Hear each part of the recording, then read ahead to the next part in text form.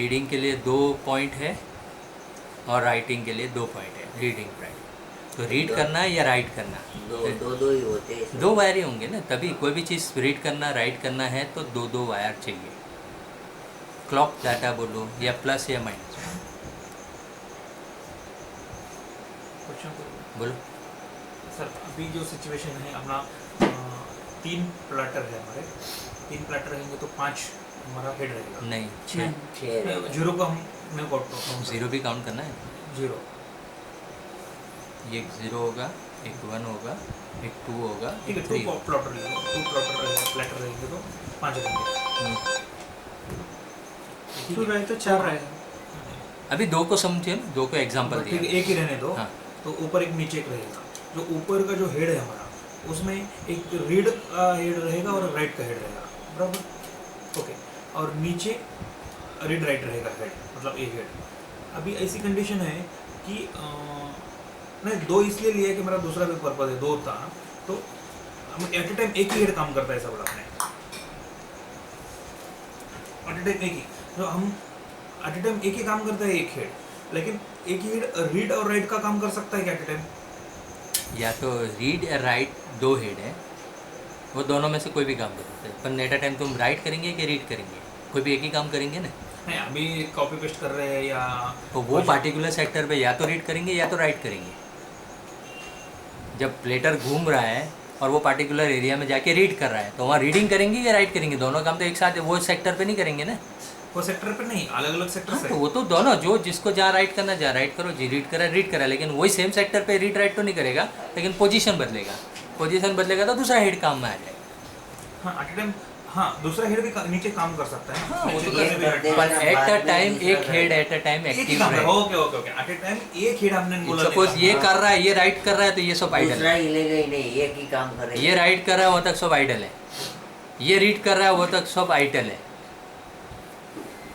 वो इंस्ट्रक्शन देके उस हिसाब से करेगा। अगर अपन सेकंड कमांड दे तो थोड़ा स्लो।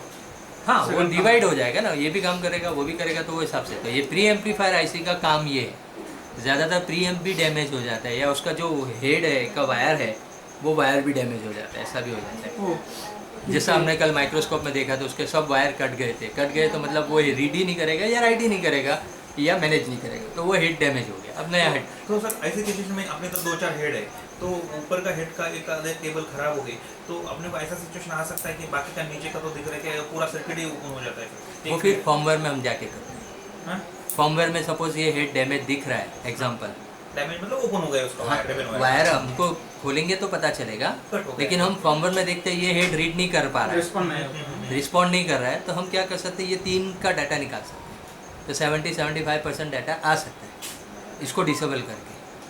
फिर अगर वो कहे नहीं मुझे पूरा ही डाटा चाहिए तो हेड बदलो, हेड बदल के फिर पूरा निकाल सकते हैं। तो जो अच्छा हेड है वो हिसाब से हम 3 डाटा को निकाल लेते हैं। फॉर्मवेयर से चेक कर सकते हैं। फॉर्मवेयर सॉफ्टवेयर से एमआरटी फीडबैक तो फॉर्मवेयर रहेगा कि हेड चालू है नहीं चालू, उसका एक्टिवेशन जो है वो फिर मेरे को तो मालूम ही रहता है।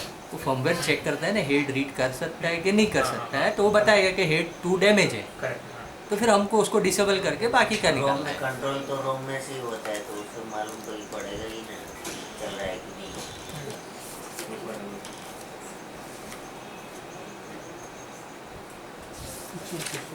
हाँ, रिपेयर का है, रिटर्न करना है, वो जो है हैरानी कर रहा है। मेरे अंदर डोर में रिटर्न रिपेयरिंग के लिए आया था, बार बार छोड़ देता है।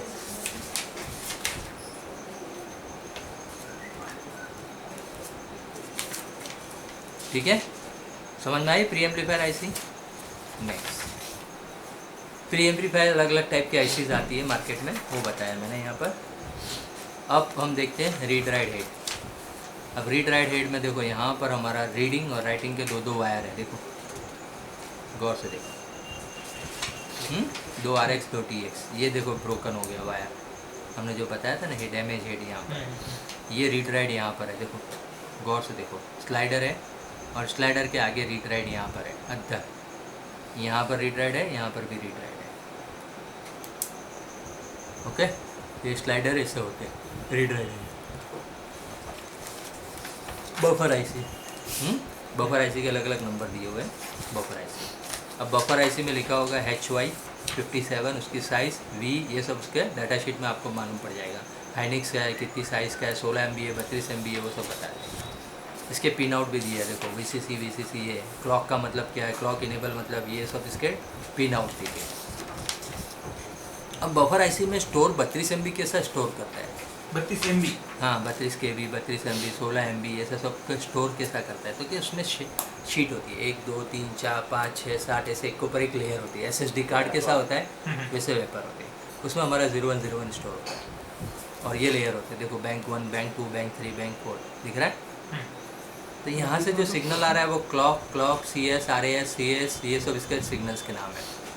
Row assign, column assign, chip select, ये सब इसमें से जाता है। कौन सी चिप में, कौन से रो, कौन से कॉलम में, इस तरह इसका स्टोर होता है। Buffer IC. हाँ वही, ठीक है, बफर आईसी। तो इसमें टेम्पररी डाटा स्टोर कर लेता है, वो सब यहाँ पर करके फिर जो भी रीड करना है वो रीड करेगा। ये ऐसा काम होगा। ये पूरा समझना जरूरी है। नहीं, खाली आइडिया के लिए। आइडिया आपको कोई बोले कि भाई बफर आईसी में इतना सब, तो नॉलेज होना चाहिए। नहीं डाटा सर, ये स्टोरिंग का। बहुत, देखिए सर, What's going मैं on मैं inside? नहीं मैं बोल रहा हूँ क्यों जरूरी है। This is a calculator, okay, और आप कैलकुलेटर मतलब दिस इज लॉजिक। आपको एक प्रॉब्लम सर बताएंगे कि ऐसा प्रॉब्लम होने पे ऐसा करने का, ओके। तो इसका मतलब मैं मेरे भाषा में समझाता हूँ कि 2 और 2 सर ने बताया कुछ 4 और 5 और 5 10 बोला, लेकिन आगे प्रॉब्लम आ गया कि 7 और 1 कितना, तो आपको उधर प्रॉब्लम है कि ये तो बताया नहीं था। फिर आपके पास ये लॉजिक रहेगा तो आप कुछ नहीं, भी कर लेकिन सकते हैं। आप तो क्या करेंगे, PCB स्वैप करेंगे, लेकिन अंदर का काम क्या है, कितने GB का है, कैसा काम कर रहा है, वो एक आपको हार्डवेयर का नॉलेज होना चाहिए कि वो काम कैसा कर रहा है। अब बफर इतनी छोटी चीज़ में 32,000 इतना सब डाटा कैसा स्टोर होता है, तो वो आइडिया होनी चाहिए कि भाई अंदर ये होता है। अभी SSD हार्ड डिस्क आई तो उसका भी फंक्शन इससे थोड़ा आइडिया आ जाएगी कि SSD में जो चिप रखी है 32 MB 64 MB ये वो तो वो काम कैसा कर रही है, तो वो पता चलेगा इससे। तो सर बफर में ही क्वेश्चन था, जब हमारा लाइट जाता है तो बफर में स्टोर हो जाता है क्या कुछ डेटा? नहीं, वो नहीं होगा, फिर टेम्पररी वो उड़ जाएगा। तो रिलीज हो हम जाएगा। जो कॉपी पेस्ट कर रहे थे फिर वो सब रोम में रहता है ना, रोम मतलब रोम इसका- स्टोरेज है। रैम में क्या होगा, रैम में कोई चीज़ स्टोर नहीं रहती, तो रैम उड़ जाएगा। बफर बफर बफर भी रैम ही बफर है। रैम का मतलब है बफर मतलब रैम, हाँ तो रोम का भी रैम में लेता है। हम जो हार्ड डिस्क में फाइल खोलते हैं वो भी रैम में लेता है। सर्विस एरिया भी रैम में लेता है, टेम्पररी स्टोरेज। टेम्पररी। प्रोसेस हाँ, प्रोसेस मतलब जब ज़्यादा तक हो लाइट गया है तो वहाँ ले लेगा, बाद में धीमे धीमे चढ़ा देगा ऊपर ऐसा। हाँ ओके। अब हमारा रोम, तो रोम में देखो आईसी का नंबर ऐसा होता है 24C169। SSD ये पहले ऐसी आती थी, फिर अभी ऐसी आने लगी, ओके हाँ, या कभी MCU के अंदर भी होगी, कोई कोई मॉडल में 5-10% मॉडल के अंदर MCU के अंदर भी होगी इस तरह। तो ये हमारी रोम आईसी। अब रोम आईसी का हमेशा पिन आउट देख लो, जहाँ भी डॉट है, हाँ, वहाँ से चिप सिलेक्ट और 6ठा पिन ग्राउंड होता है, हाँ, 4था पिन ग्राउंड होता है। ये हमारा पिन आउट याद रखना है। कभी भी हमेशा क्या करते हो, गलती ये होती है यूँ के बदले यूँ लगा दिया, उसमें PCB भी शॉर्ट हो जाती है, नहीं दिखाता है। ये सब आपको देख, पूरा कुंडली बदल जाती है। हाँ, उसका ग्राउंड को VCC को ग्राउंड मिल जाता है। इसमें भी इसी तरह बैंक होती है और बैंक के हिसाब से स्टोर होती है। ठीक है, यहाँ तक हमारा क्लियर। अच्छा, VCM कंट्रोलर चिप, अलग अलग जात की चिप है। VCM कंट्रोलर का काम क्या है, मोटर को कंट्रोल करना, मैनेज करना, वो सब पावर मैनेजमेंट करना और हेड स्पिंडल मोटर को रोटेट करना। अब इसमें स्पिंडल मोटर अलग अलग टाइप के आते हैं। देखो 3 टाइप के स्पिंडल मोटर है, गौर से देखो। ये 37 नंबर मैंने जो बताया ना, इसका मोटर इसी तरह इसकी भी मोटर होती है।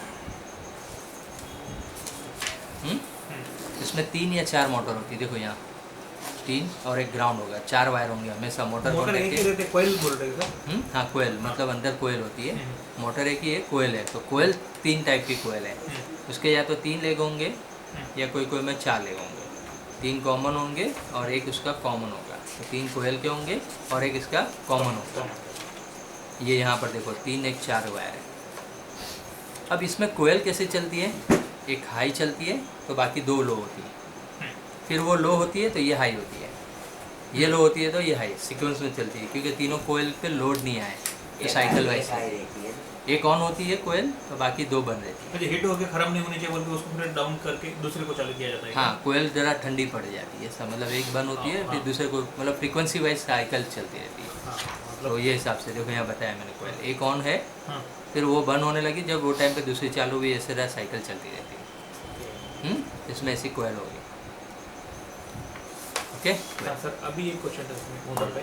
इसका जो स्पीड है कांस्टेंट रहता है एक स्पीड पे, या कुछ कम ज़्यादा रहता है? स्टैंड बाय में थोड़ा कम हो जाती है, तो वर्किंग कंडीशन में थोड़ी हाई हो जाती है, ऐसा भी होता है। इसको स्लीप मोड बोलते हैं। हाँ, स्लीप मोड में धीरे हो जाएगी, कंटिन्यूस बहुत नहीं रोटेट होगी, नॉर्मल प्रोसेसिंग में चलती रहेगी। लेकिन ऑफ होने का टाइम तो नहीं रहता। ऑफ होने नहीं के रहता। टाइम पे बंद हो जाता है। है ना, वैसे नहीं सर, स्लीप मोड में हार्ड डिस्क का मोटर तो ऑफ नहीं होता। हाँ, वो हो जाती है स्लीप मोड में, power स्लीप मोड में हो saver जाएगा, हो पावर जाएगा। सेविंग में हो जाएगा। हाँ। फिर जब चालू करेंगे तो रैम में से वो बाकी की चीज़ें लोड करेगा और फिर वहाँ से जाएगा, क्योंकि सब जो भी डाटा है वो तो रैम में लोड कर लिया है ना, हमने जो स्लिप मोड में जो ओपन करके रखा है वो सब रैम में है। रैम में है तो रैम